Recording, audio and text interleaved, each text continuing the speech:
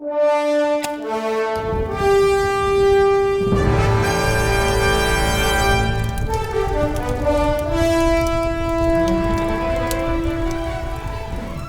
Seventh-day Adventist mission flame was lit more than 150 years ago in a handful of rural towns and villages in Northeast America.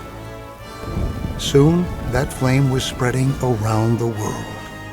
But it only happened because dedicated Seventh-day Adventists looked beyond their own needs to a world in need.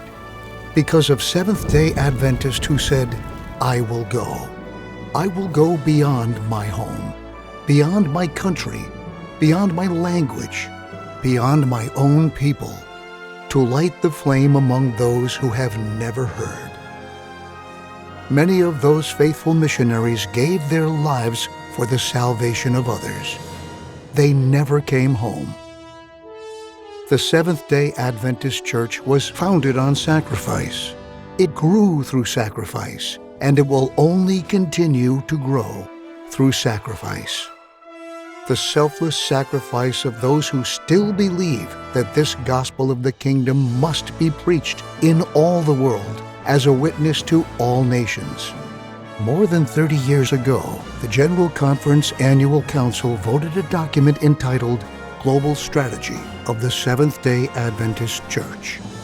That document explored the mission challenge still facing the church. It opened with these words: "The figures are stark, unrelenting. World population 5.3 billion. Seventh-day Adventist world membership more than 6 million. The document outlined a strategy to refocus the church's mission, to refocus on unreached territories and unreached people groups, to refocus people and funds to reach the unreached with hope, and plant new groups of believers on new mission frontiers." That refocus was voted the following year at the General Conference session in Indianapolis. The refocus was called Global Mission. I don't think we have ever sat down to discuss a subject of greater importance than global mission. And global mission requires a strategy in order to carry the message of God's love, the saving grace of Christ and His soon coming to every nation, kindred, tongue, and people.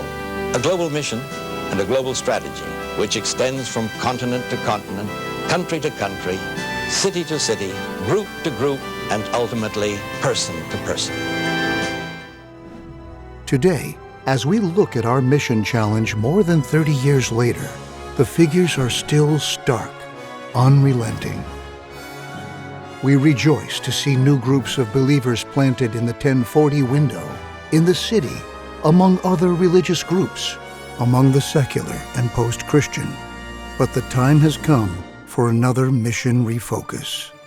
A time for aligning our hearts and minds, our people, our resources, our budgets, to reach the unreached with hope.